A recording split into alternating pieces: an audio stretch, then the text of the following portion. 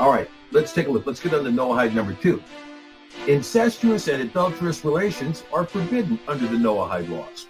Okay, however, this is the Babylonian Talmud that created these Noahide laws, and let's see what they allow, okay? They have no problem under the Babylonian Talmud allowing sexual intercourse between children and adults. Now, I quote some of this stuff, but I left most of it out because if you knew the amount of sexual iniquity that is allowed in the Talmud, it would make you ill, okay? So we're just going to talk about just a couple of items. Okay, so this is from the Babylonian Talmud, the Tractate Ketubah 11b. This is from the Sonsino 1961 editions, pages 57 and 58, for those people who don't think I cite to the record. When a grown-up man has intercourse with a little girl, it's nothing. But when the girl is less than this, it is if one puts the finger in the eye. But when a small boy has intercourse with a grown-up woman, he makes her as a girl who's been injured by a piece of wood. And with regard to the case of a girl injured by a piece of wood itself, there is a difference of opinion between Rabbi Meyer and the sages. Oh, great. The Talmud text is clear. No guilt is incurred with a boy child younger than 9, even if it's incest. Okay? And if you go and you read those laws, I have a blog up on this on the Sefer Space that has a lot more comments out of this particular section of the Talmud, talking about what's allowed and what isn't allowed, and about how there's no problem having sex with a child under the age of 9 and over the age of 3 because they're not going to remember it anyway.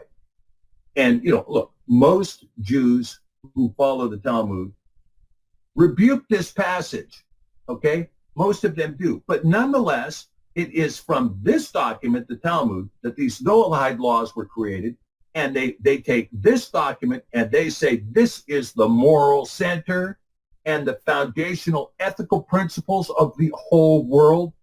No, it isn't. Not a chance. No way. Okay, Noahide number 3.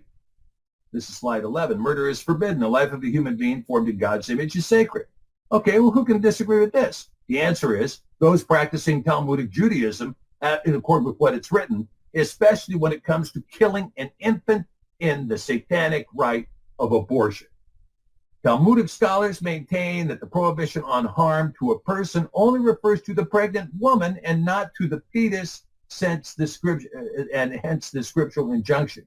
He that smites a man so that he dies shall surely be put to death, does not apply to the killing of a fetus. That's from, I don't know what it is, Mekhi Savi, edition Epstein Melamed 126, and the Mishpatim 8 from the Targum. Okay? So, I mean, here's the citations right here from the Talmud saying, oh yeah, it doesn't, thou shalt not kill doesn't apply to the fetus. This is why it's no problem for the Chabad Lubavitch to advocate for abortion up until just before the child is born. And by the way, there is a distinguishment under the Noahide laws for children of the non-Jews or the seed of Satan. Their children, they can be aborted, no problem, doesn't cause any harm to anybody, ever, not under any circumstance. Here, we're just talking about Jewish children who the statute, thou shalt not kill, doesn't apply to the baby. Until the baby takes its first breath, thou shalt not kill does not apply to the baby under the Talmud. Okay, Noahide number 4. Cursing the name of God is forbidden besides honoring and respecting God. Okay. Speaking the name of Yahweh is forbidden under the Talmud. This is in Noahide number 4. The Mishnah in Sanhedrin 10 lists those who have no share in the world to come, including in these, according to Abba Shaul, is someone who utters the divine name as it is spelled. No part in the world to come. Okay? No resurrection for you. The Ramban's commentary, okay, the Ramban, 13th century, the Ramban's commentary on the Mishnah says, and likewise, one who pronounces the name of God, of course, God being in my opinion, a curse word, with its letters, Yod He Vav He, which is the explicit name, or the Shem HaMefarash, and they have already mentioned things besides these that if anyone does them, he has no share in the world to come. Okay, let's go to the next slide, in slide 13, continuing on this same thing about pronouncing the name.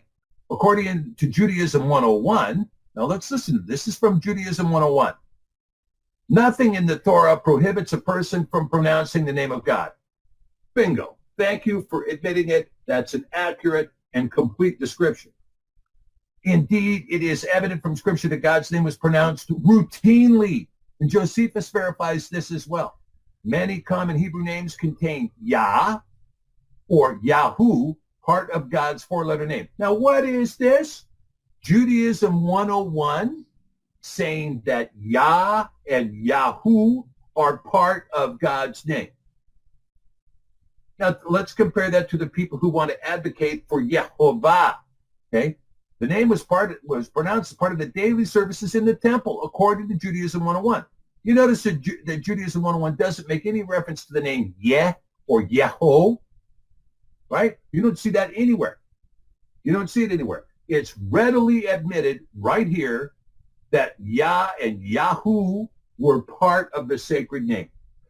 Okay, but the Mishnah confirms that there was no prohibition against pronouncing the name in ancient times. However, by the time of the Talmud, with the Babylonian Talmud they're talking about, it was the custom to use substitute names for God. And who created this custom? Rabbi Akiva, an Amalekite who convinced the Jews that he should be a rabbi.